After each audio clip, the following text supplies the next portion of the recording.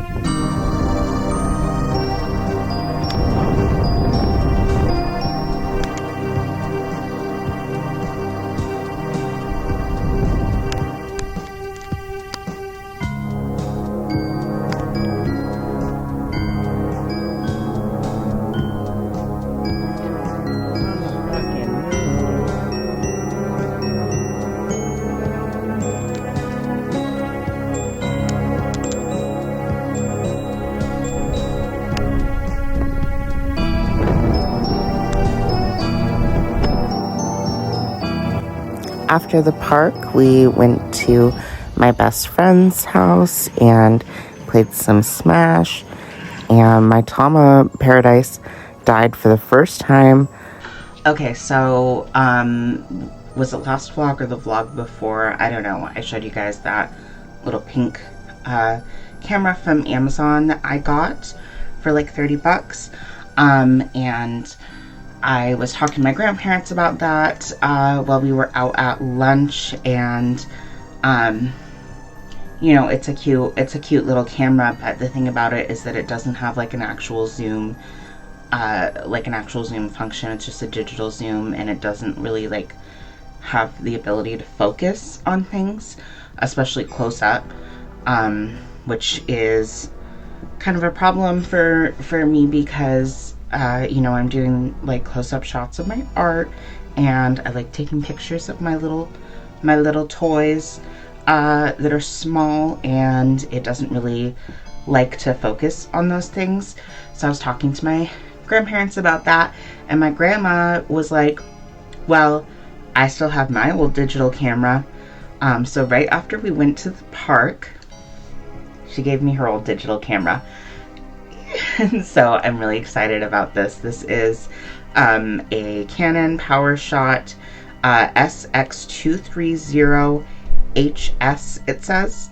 I need to look at what year this is from. It's yeah, so my grandma had all the accessories still, including even the little manual, and it's from 2011. Just what I thought. I think my old Canon PowerShot that I broke, this one, I think it's from 2011 as well.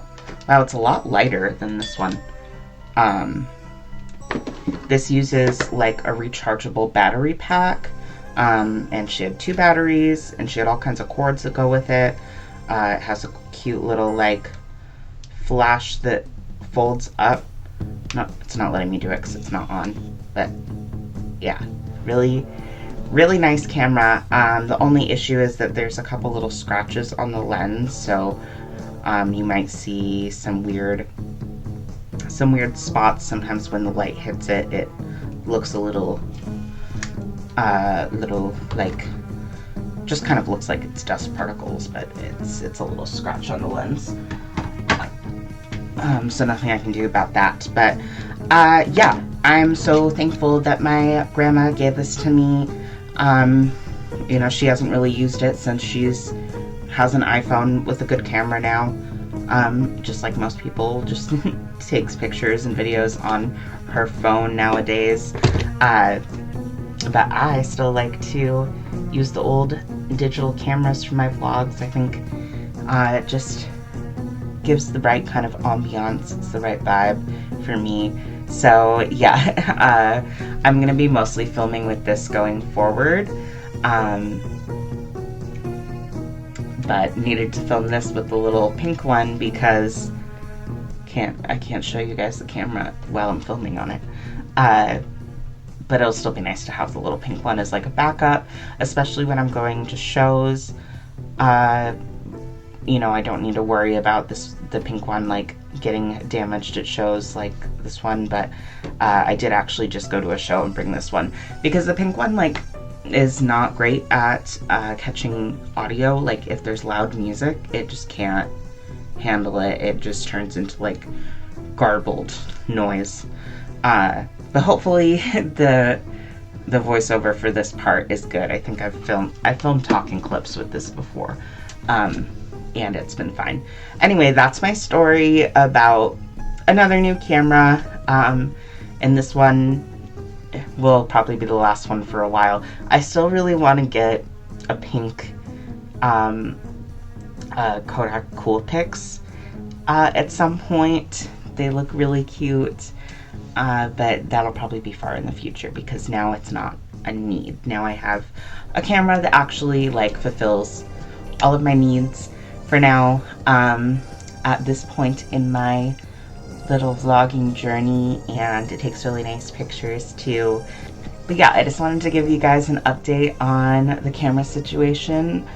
So if you see some like changes in camera quality throughout this video, that's the reason, because I was kind of switching back and forth between which one I was using, especially during filming the art in the next portion of this, because that was right after I'd gotten this new camera, so I didn't have both the batteries fully charged up yet. But that's my story, and now let's get into some art. Okay, so now we're back on the porch, and first things first, before we get into the art, actually, I need to bring my Tama back to life, and since he was still with the sitter when it died yesterday, he was still with the sitter today. And now we can actually get into the art. I was feeling really inspired by the park and all the pictures that I'd taken there. My favorite moments of the park were the squirrel that we saw in a tree, and the fairy ring, and all of the mallard ducks in the pond, and then the picture that I'd taken of my calico critter while we were there. So I just kind of took all of those elements and sketched them out to create a scene, just kind of piecing together the pictures that I'd taken into a full image, and I sketched it out with light graphite and then went in with watercolor to paint everything. With the painting, I'm just jumping around throughout the page. I was trying to work on different areas so that the paint could dry in one spot before I continued working in that area. And yeah, I just kind of did whatever came naturally. I didn't have too much of a plan with this painting, but sometimes those can be the best. So the layout of the scene maybe doesn't make a ton of sense. The pond goes way higher than the grass, but I just wanted it to kind of have a bit of a surreal feeling, because that's kind of just how it felt with the fairy ring and everything. I added a lot of color variation in the grass, and then just built up the plants around the pond. But yeah, I didn't really care that the layout of this landscape wasn't really accurate to how it actually looked, because I was more trying to capture the feeling of the day and those memories of the most interesting parts of the landscape. So just kind of the amalgamation of those memories, which isn't necessarily accurate to how the landscape actually looked, but more just capturing a feeling. And I think I kind of captured that pretty well. Also, for the water, I used, as the base at least, this Daniel Smith watercolor that I have that's shimmery. So gave that pretty shimmer to the water, which you can't really tell here, but maybe you'll be able to tell once I actually show you guys the finished piece. But that pretty much sums up most of my thoughts about working on this painting, but there's still quite a bit of footage left. We're not done yet, so I'll just try to keep finding things to yap about.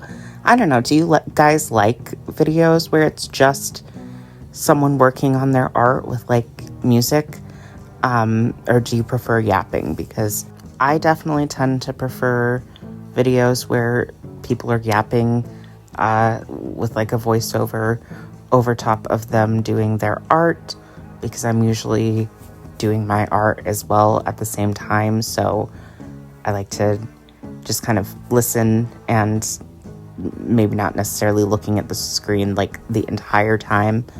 And I think I've heard from other artists that their videos where they're yapping tend to perform better than just doing art with music in the background. But I'd love to know how you feel about that. Do you like it when I don't shut up the whole time? Or do you wish that I would shut up a little bit? Just let me know. I won't be offended either way. I just want to know what your thoughts are. And yeah, I think the little bunny turned out so cute. But it was kind of like the dark brown kind of turned out a little bit too dark to see her face properly. I don't know. Also, trees are really hard. I was trying my best to just kind of do whatever for the tree because the pictures I took of this tree were just focused on the squirrel. I couldn't see the whole tree because I was zoomed in. So I just kind of make some big branches and then just draw random branches off of them. Does anyone have any advice on trees? I know they're just kind of a tough thing to draw, I think. I used to always just draw my trees looking like Animal Crossing trees. A lot of my art style, I feel like, is very influenced by Animal Crossing, especially Wild World and New Leaf. So yeah, I think I tend to just do like blobs of leaves on a tree trunk. But that wasn't really going to work here because the squirrel's standing on a branch. But I don't know, I think it turned out okay. And the mallard ducks were also a bit of a struggle. There's a lot of colors going on a mallard duck. But I tried my best. And I tried my best with the mushrooms too. They were just kind of, I should have taken like an actual picture of them with my phone and not just my shitty digital camera because it was really hard to see.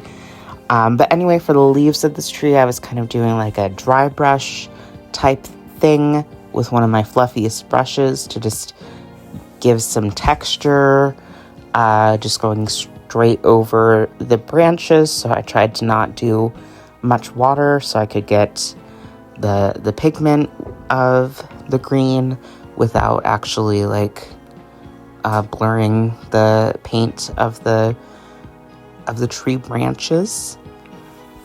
And yeah, back on the mallard duck, adding a little bit more details. Like I said, I just kind of had to bounce around from different areas of the painting as I was working on it so that all the colors didn't blend together too much. And then I'm adding some more little brown mushrooms to give some variation to the little fairy ring, and going back in on the squirrel to give him a little bit more details with the like yellow ochre type color, and then some I think this is called like burnt sienna. I don't know, it's just a reddish brown. I was just layering a bunch of different colors to give him some texture to his fur. And once I had all of my paint down, I went in with my fountain pen, which doesn't really like going over a ton of watercolor, so sometimes it was hard to like get it to work. I had to kind of like clean off the tip a little bit, but I wanted to give some more detail to some things like the calico critter and the squirrel and the mushrooms, and then also the ducks. I wasn't really sure if I should outline the mushrooms, but I think it turned out okay. They didn't turn out, exactly how they looked in real life, but it's fine. I think it still got the idea across, and that's the main thing that I was going for, so it worked out in the end. But yeah, just trying my best to add lines, since you can kind of see like the lines of the sketch, but that doesn't add enough definition for these things. But my favorite part was definitely the ducks. Once I added their eyes, it's so cute. I know, like, in the position they are, you really only would have been able to see eyes on one side of their head, but I think it looks so cute when birds are drawn with like both of their eyes showing. And I was trying to add some line art to the tree, but I kind of just gave up because the pen was not cooperating with me. but I still wanted to add a little bit more detail, so I went in with oil pastels and just kind of added some little squiggles for grass, and I added some more squiggles to the tree to emphasize those. I just used a bunch of different shades of green for this, mostly this like olivey green, but I also did the light green at the beginning and then some of my neon green, because yeah, there was a lot going on in this foliage, and I definitely couldn't accurately paint all the details, especially of the grass. The park has a lot of just natural prairie grass, and then I'm also adding some blue to the water, mostly around the ducks to make it look like they're, creating ripples in the water around the ducks. Oh, and then I decided that wasn't enough green squiggles added, so we're going in with more green squiggles. I just love drawing grass like this, just watercolor green blobs and then squiggles, just like I did when I was a kid. It's still a really fun way to draw grass. I also added a little bit in the holes of the fence, just so it kind of matched, and a little bit more lighter green, and then I went in with the white and added some clouds, and then a couple more lines in the water to just give it a little bit more interest. And that's basically it. The last little detail was adding highlights to the eyes, which I did on both the bunny and the squirrel, just because they, their eyes were kind of blending into their bodies a little bit more, and I'm really happy with how it turned out.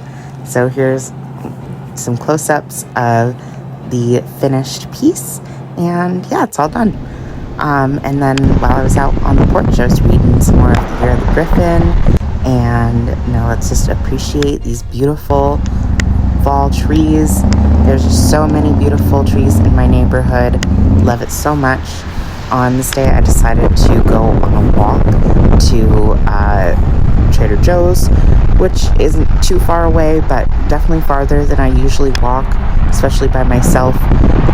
And I finally saw a little woolly bear caterpillar. I had been wanting to see one so bad before it got too cold for them, and I saw one. Not 100% sure if he was still alive, to be honest. When I came back, he was still in the same place. I actually also saw one that was completely flattened from the bikers going across those bridges. But now we've made it to our destination, and there's so many beautiful pumpkins here. I love all the variety. Pumpkins are so cool, and gourds, and now we have our haul. I really wanted to make pasta with the little baby tomatoes that I had grown, and I saw some deer on the way home. That was cool. So I just roasted the baby tomatoes in the oven with some garlic and onion and feta cheese, and then I blended everything all together, and it was just the best sauce ever. Would highly recommend. Here's my little baby tomato harvest. Very proud of them. And last little adventure before we wrap up this vlog is going downtown and going to one of the last farmers markets of the season, which was also on the day of the No Kings protest. So that was really cool to be able to see how many people came out for that. I'm in Iowa, so there's a lot of Republicans here, but my city is also very liberal because it's a college town. But yeah, at the farmer's market, loving all the produce.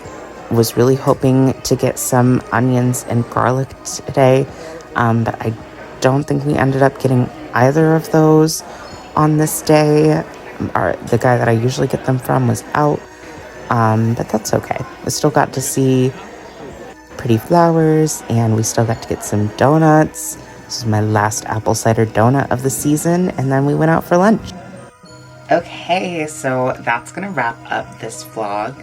So I hope you enjoyed coming along with me for a couple days in early October. It's just so fun, like going out in nature and, you know, seeing so many cool things, and, you know, taking that inspiration and turning it into art. So yeah, that painting took up a while, so that was the only art for this vlog, but I've been working a lot in my sketchbook lately, so I'm excited to show you guys some more of that coming up here soon. And yeah, thank you so much for sticking around till the end. I really appreciate you watching my video. I'd love if you could leave me a comment. I'd love like just feedback on my vlogs in general. Let me know like what your favorite parts are, because I'm trying to, you know, figure out what people like. And yeah, I'll see you guys here again soon. Bye.